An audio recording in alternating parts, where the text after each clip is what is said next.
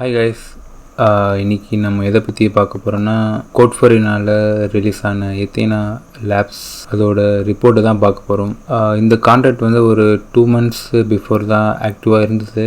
இப்போது ரிப்போர்ட் எல்லாம் ஃபைனலைஸ் பண்ணி ரிப்போர்ட் ரிலீஸ் பண்ணியிருக்காங்க. இது ஜஸ்ட் ஒரு டோக்கன் பேஸ்டு கான்ட்ராக்ட் தான். கொலட்ரல் லோன்ஸ் அந்த மாதிரி கான்ட்ராக்ட் தான். ஸோ இதில் 2 மீடியம் பக் இருக்குது, 12 லோ பக் இருக்குது.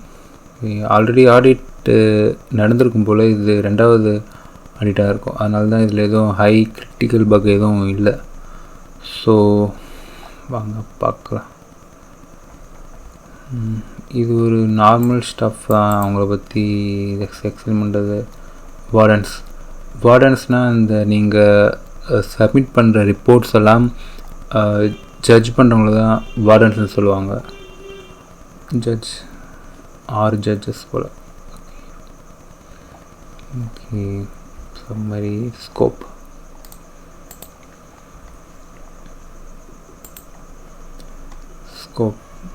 கான்ட்ராக்ட் தான் இந்த மாதிரி கிட்டப்பில் தான் போஸ்ட் பண்ணுவாங்க. நம்ம இங்கேருந்து டவுன்லோட் பண்ணி தான் நம்ம ஆடிட் பண்ணணும். அது இருக்கு. நான் போன வீடியோவில் சொன்ன மாதிரி வெப்சைட்டு பக் பவுண்டியை விட ஸ்மார்ட் கான்ட்ராக்ட் ரொம்ப ட்ரிபிள் மடங்காக பவுண்டி இருக்கும்னு சொன்னல. இதுதான் ஹை மீடியம் பக்குக்கு $15,800 USDக்கு அனௌன்ஸ் பண்ணியிருக்காங்க. Q&A பக்குக்கு $700, ஜட்ஜ் அவார்டுக்கு $3,000 இந்த மாதிரி போன மந்த் தான் நடந்திருக்கு.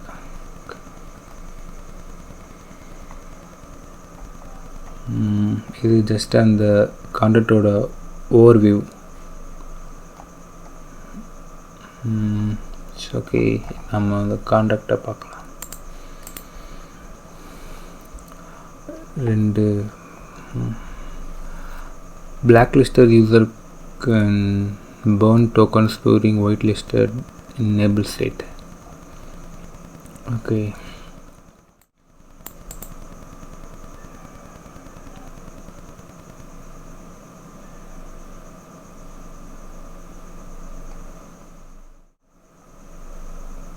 இதில் என்ன ஆக்சுவலாக பக்கு என்னென்னா,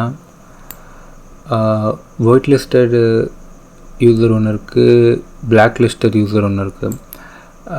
ஒரு செப்ரேட் ஃபங்க்ஷனை ஆக்சஸ் பண்ணுறதுக்கு ஒயிட் லிஸ்டருக்கு மட்டும்தான் ஆக்சஸ் இருக்குது. நார்மல் பர்சன்ஸ் கூட ஆக்சஸ் பண்ண முடியாது. ஸோ இந்த கோட் என்ன பண்ணுதுன்னா, ஒயிட் லிஸ்டடாக இருக்கான்னு சொல்லி செக் பண்ணுது.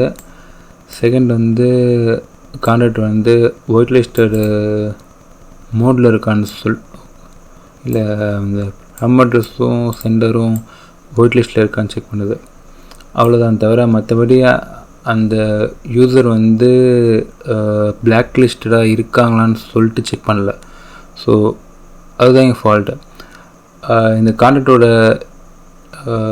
டெவலப்பர் என்ன மாதிரி பண்ணியிருக்காங்கன்னா,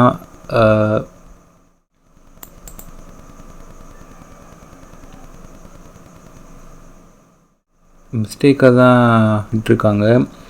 இப்போது ஒரே அட்ரஸ் ஒயிட் லிஸ்டட் ரோல்லையும் இருக்கலாம், பிளாக் லிஸ்டட் ரோல்லையும் இருக்கலாம்.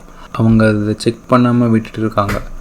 ஸோ அதை பேஸ் பண்ணி தான் இந்த பக்கு ரைஸ் ஆகிருக்கு.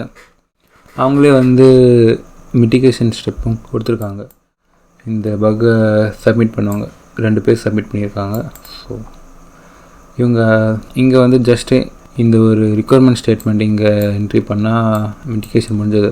பிளாக் லிஸ்டேஜ் சென்டர் இருந்தாங்கன்னா இந்த கான்ட்ராக்ட் ரிவர்ட் ஆகணும் அப்படின்னு சொல்லிட்டு போடுவாங்க. ஸோ அதுதான் இந்த பக். செகண்ட், நான் white listed user born USDT and redeem collateral during white listed enable. So போன பக்கம் இதுக்கும் கொஞ்சம் சிமிலராக தான் இருக்கும். ஓகே, இந்த பக்கம் ஒருத்தர் மட்டும்தான் சப்மிட் பண்ணியிருக்காரு. ஓகே, இங்கே என்ன பண்ணியிருக்காங்கன்னா, இந்த செப்ரேட் ஃபங்க்ஷன் ஆக்சஸ் பண்ணுறது ஒயிட் லிஸ்டட் யூசர்ஸ் மட்டும்தான் ஆக்சஸ் பண்ணணும். இவங்க வந்து இனிஷியலாக செக் பண்ணியிருக்காங்க.